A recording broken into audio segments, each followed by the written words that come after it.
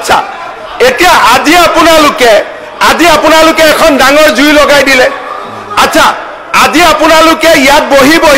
অখিল গগৈ ডাঙৰে আৰে প্লিজ মই কলো আপুনি যি কৰে কৰা হাউসত কি কৰিব আৰে মই কলো আপুনি মোক মুখ্যমন্ত্ৰী ডাঙৰীয়াই কৈ আছে অলপ শুনক কাৰ পৰা শুনিব আপুনি এতিয়া মুখ্যমন্ত্ৰী ডাঙৰীয়াই কৈ আছে অখিল গগৈ ডাঙৰীয়া মই যি বাহিৰত কৈছো এটা হাউসত মোক যি কৰে কৰক ৰব আজি আপোনালোকে আৰে মই কলো ন কি কৰিব এতিয়া আপোনালোকে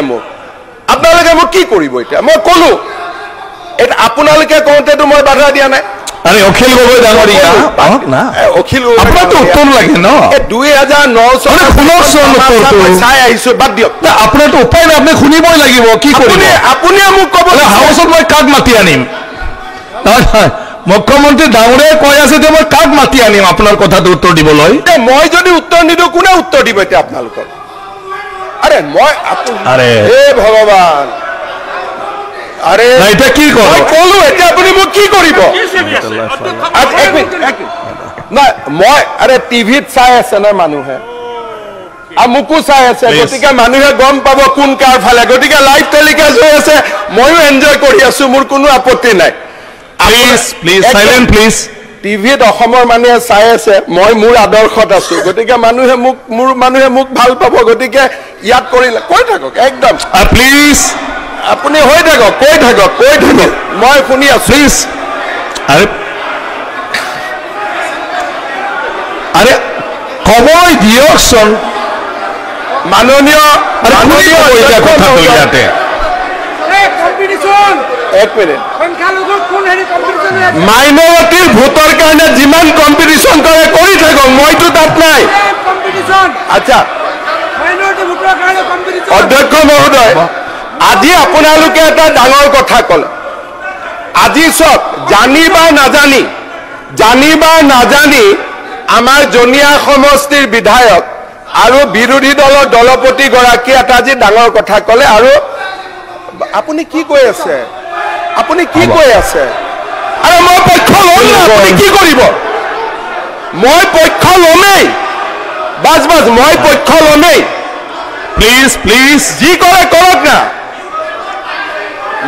মই ল'মেই খবৰ দিয়কচোন মই ল'মেই নাই খবৰ দিয়ক ল'মেই আরে কি লাগে এতিয়া আরে নহয় মই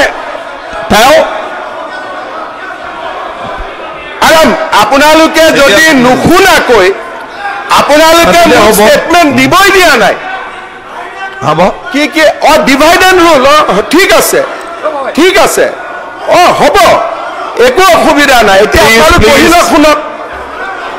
আচ্ছা আজি আপোনালোকে কি ক'লে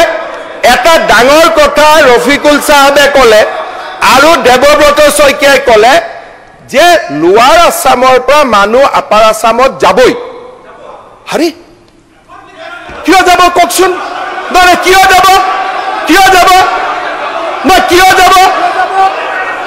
যাব আপোনালোকে কওক তাৰমানে আপোনালোকে গোটেই অসমখন ল'বই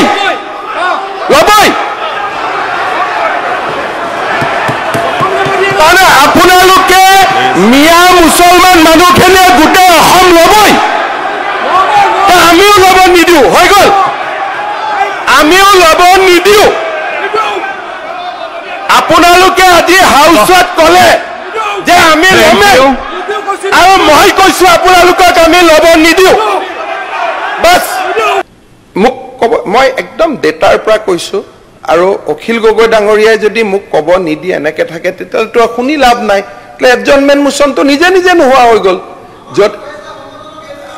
আৰে মই তাৰো উত্তৰ দি দিওঁ নহয় সেইটো কিয় আপুনি 2 মিনিট মোৰ প্ৰশ্নখিনি শেষ হোৱালৈকেতো গোটেইখিনিৰ উত্তৰ পাই যাব আৰে প্লিজ নালাগে নেকি তাৰমানে আজি এতিয়া সন্মানীয় ইউডিএফ আৰু চিপিএম দলৰ সদস্যখিনিয়ে বুজি লওক যে সংগঠনখিনি আমাৰ 27টা সংগঠন আমাৰ উজনি অসমৰ পৰা মিয়া ঘূৰি আহিব লাগে বুলি বিবৃতি দিয়া সেই 27টাৰ ভিতৰতে আছে আৰু অখিল গগৈ ডাঙৰীয়াই কৈছে কিন্তু আমাৰ সংগঠন বুলি আপুনি বহক না আপুনি কৈ থাকিলে আপোনাক কৈ থাকিব লাগিব আপুনি থিয় হ'লে আপোনালোকে কৈ থাকিব লাগিব আগতে শুনি লওক সংগঠন তেওঁলোকৰ হ'ব পাৰে নেকি সংগঠন আমাৰ সংগঠন কেনেকে হ'ব পাৰে শৃংখল চলিয়াটো আপোনাৰ নহয় আপোনাৰ কেনেকে হ'ব পাৰে গতিকে নাই তেওঁলোকে আপোনাক মোৰ সেইকাৰণে মইতো আমাৰ বুলি কোৱাই নাই আপুনিহে আমাৰ বুলি কৈ আছে মোৰ সংগঠন যুৱ মৰ্চা ময়ূৰ বৰগোহাঁই মোৰ হয় মই কম উত্তৰ দিম সেইটোত উত্তৰ দিম এতিয়া অধ্যক্ষ মহোদয় সামাজিক সমৰস্তা কেনেকে থাকে যেতিয়া মাৰোৱাৰী সমাজৰ লগত সেই ২৭টা সংগঠনৰ এটা ভুল বুজাবুজি হ'ল সেই সময়ত টুইটাৰ আৰু ফেচবুকত বৰপেটা নগাঁৱৰ সংখ্যালঘু লোকসকলে একদম ফেচবুকত মাৰোৱাৰীৰ বিৰুদ্ধে লিখি পগলা কৰি দিলে নাই শুদ্ধ নাই মইতো ডেটাৰ পৰা কম এইটো আপুনি গোটেই অসমৰ পৰা হৈছে এইটো এটা কমিউনিটিৰ নাম হওক বৰপেটা নগাঁও আপুনি পলিটিক্স হৈ আছে এই কথাটোত আপত্তি আছে আপত্তি আছে আপুনি বৰপেটা কৰিব আমি মানি নলওঁ প্লিজ বহক শুনি লওক আপোনাৰ সংখ্যালঘু মানুহ আৰে মোক এনেকে আমি সংখ্যালঘু মানুহ শুনি লওক আগতে ক'বলৈ দিয়ক কথা আগতে ক'বলৈ দিয়ক নেক্সট লাইন আগতে ক'বলৈ দিয়ক সংখ্যালঘু আপোনালোক কিয় পলিটিক্স কৰিব নিদিওঁ ছাৰ বাপৰে ইমান সংখ্যালঘু আপোনালোকে ক'বলৈ দিয়কচোন ইছ্যুবিলাক যি চিট কৰি বাপৰে মানিব লাগিব ক'বলৈ দিয়ক আগতে ক'বলৈ দিয়ক বাপৰে আগতে ক'বলৈ দিয়ক কি কংগ্ৰেছে সংখ্যালঘু বুলি ডিক্লেয়াৰ কৰি দিলে নেকি সংখ্যা গুৰুক নালাগে আচ্ছা কংগ্ৰেছে সংখ্যালঘু বুলি কওঁতে এনেকে চব জপিয়াই দিলে পুৰাটো শুনক অধ্যক্ষ মহোদয় মই এইটো কথা ক'ব খুজিছো নাই আমিনুল সাহেব আপুনি শুনি পিছৰ লাইনটো পিছত ক'ব মই ইয়াতে উঠি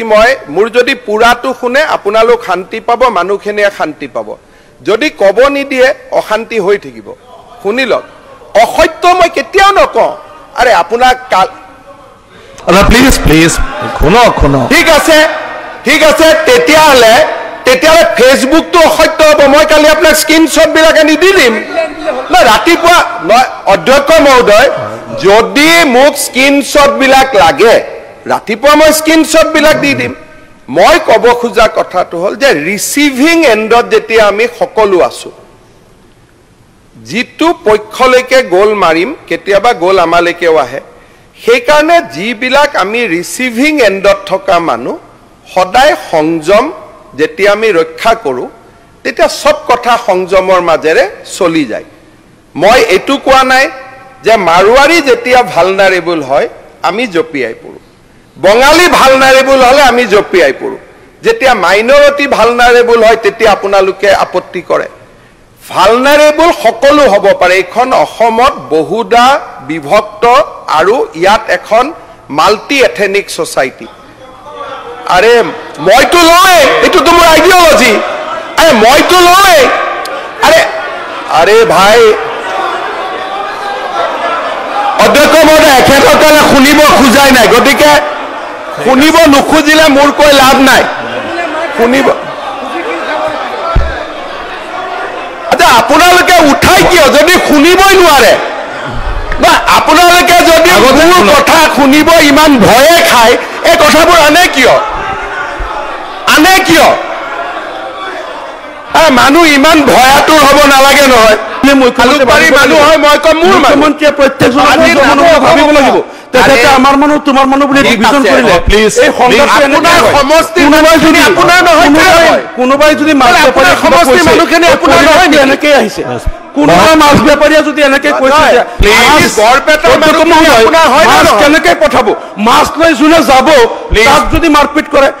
তাৰ ক'বলৈ দিয়ক ক'ব পাৰে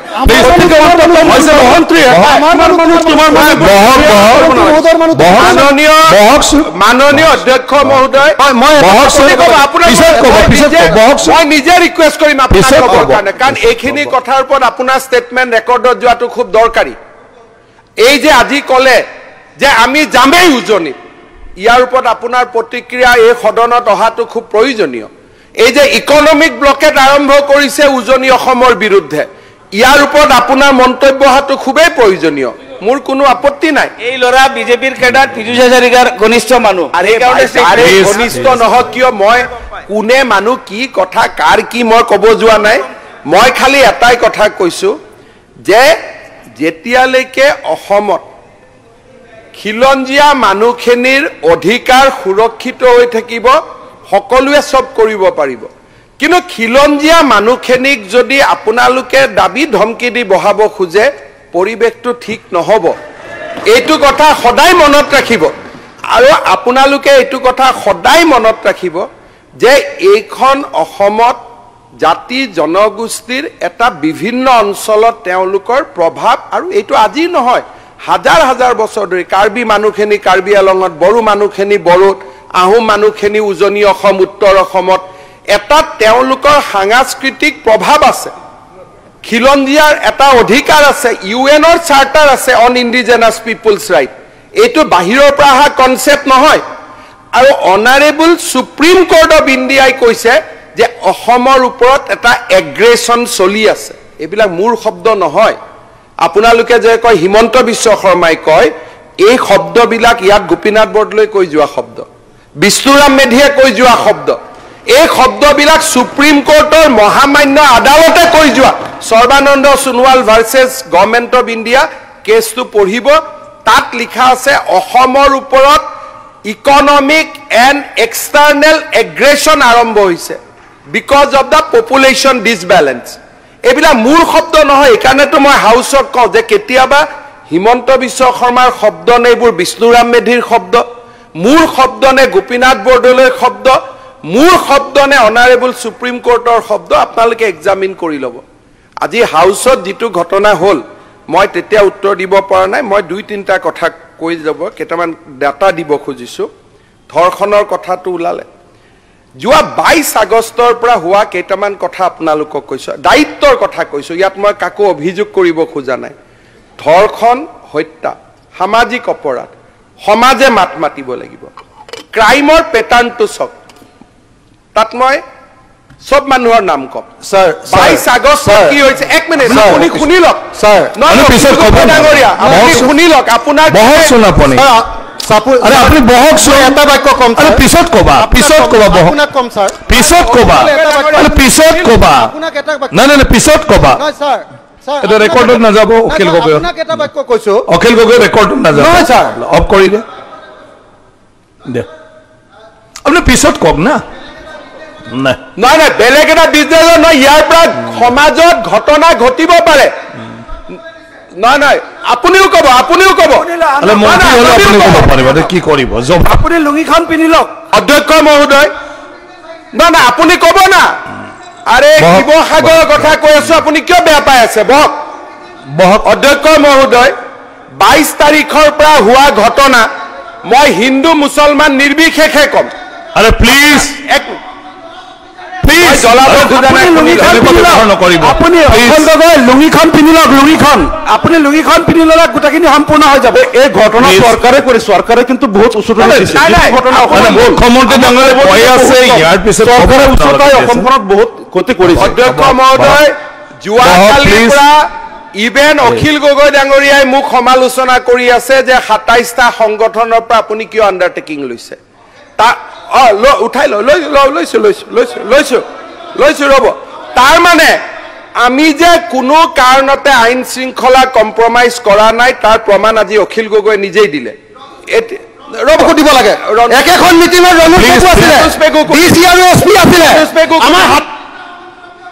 নাই দিয়া বাপৰে আপোন আকৌ আমাৰ বুলি কৈ আছে মাইণ্ড কৰক আমাৰ বুলি কৈ আছে। কংগ্ৰেছ এওঁতিয়া শুনি লওক আমাৰ তেখেতৰ এতিয়া এইবিলাক আপুনি পিছত নকব হিমন্ত বিশ্ব শৰ্মাই লগাই দিছে সংগঠন বিলাক আমাৰ বুলি অখিল গগৈ কৈ আছে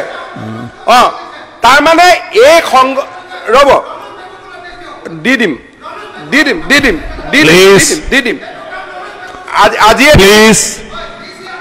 আজি দি দিম DCSP কো দি দিম প্লিজ বহক না আপুনি বহকচোন আপুনি বহকচোন পিন্ধি লওক অখিল গগৈ ডাঙৰীয়া আপুনি বহকচোন হৈ যাব আৰু আপুনি বহক অখিল আপুনি বহক আপুনি মাননীয় অখিল গগৈ ডাঙৰীয়া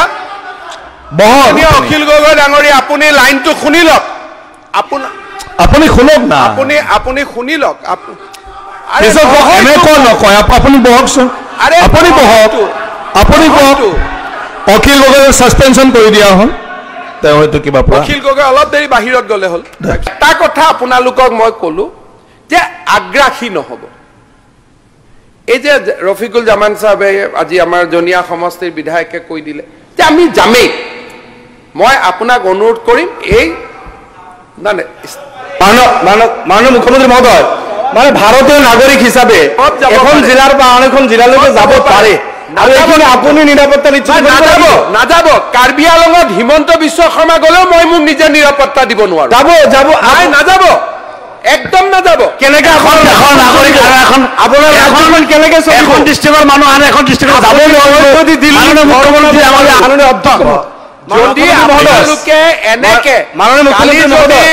কাৰ্বি আংলং বিটিআৰ উজনিত যদি এনেকে জেদ কৰি যাব খোজে জেদ কৰি নাযাব আপোনালোকক মই অনুৰোধ কৰিছো জেদ কৰি নাযাব আমিও অনুৰোধ কৰিছো আপুনি মুখ্যমন্ত্ৰী হিচাপে নিৰাপত্তা নিশ্চিত কৰক বিহাৰৰ মানুহ আহিব মাৰোৱাৰীও আহিব পাঞ্জাবীও আহিব গুজৰাটীও আহিব আছে অসমত আৰু অসমৰ এখন জিলাৰ মাননীয় মুখ্যমন্ত্ৰী মহোদয় আচ্ছা মই আপোনালোকক এক মিনিট প্লিজ শুনি লওক ছাৰ শুনক আপোনাৰ অসম যদি এখন জিলাৰ মানুহ আন এখন জিলালৈকে আপুনি মইখিনি নিৰাপত্তা আপুনি নিশ্চিত কৰিব আজিতো মই দেৱব্ৰত শইকীয়া বিৰোধী দলপতিক আচৰিত পালো তেওঁ নিজে নাজিৰা সমষ্টিৰ বিধায়ক আৰু তেওঁ কৈছে যে মানুহ উজনি অসমৰ পৰা মিয়া মুছলমান যাবই মিয়া মুছলমান শব্দটো কোৱা নাই উজনিৰ পৰা নামনিৰ পৰা যাবই আপোনালোকেও কৈছে যাবই এই সেনসিটিভ মুহূৰ্তত যদি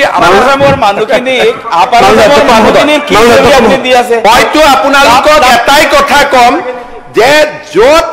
অসমীয়া মানুহখিনিয়ে নিবিচাৰে তাত জোৰ কৰি নাযাব ছাৰ যদি যেতিয়া বিচাৰে তেতিয়া যাব য'ত এতিয়া চক গোটেই গুৱাহাটীৰ পাহাৰ বিলাকত উঠি গ'ল মাননীয় অধ্যক্ষ মহোদয় এতিয়া ফৰেষ্টত আমি আপোনালোকক বিচৰা নাই আপোনালোক জোৰ কৰি আমাৰ দিল্লীত ঘৰ বনাব পাৰে আমাৰ বিধায়ক মন্ত্ৰীসকল দিল্লীত মাটি কিনি ঘৰ পাতিব পাৰে এখন ৰাজ্যৰ পৰা আন এখন ৰাজ্যলৈ যাব পাৰে নিজৰ ৰাজ্যৰ এজন ব্যক্তি এখন জিলাৰ পৰা আন এখন জিলালৈকে যাব আপুনি নিৰাপত্তা নিশ্চিত কৰিব লাগিব মই আপোনালোকৰ মাননীয় মুখ্যমন্ত্ৰী আপোনালোকক কৈছো এইটো আপোনাৰ দায়িত্ব ছাৰ মই আকৌ এবাৰ আপোনালোকক কৈছো উজনি অসমৰ মানুহৰ ইচ্ছাৰ বিৰুদ্ধে যদি আপোনালোক জোৰ কৰি যায় ইচ্ছাৰ তাত নিৰাপত্তা নহব এইটো মই আপোনালোকক কৈছো ইচ্ছা অনুসৰি যাওক নিৰাপত্তা হ'ব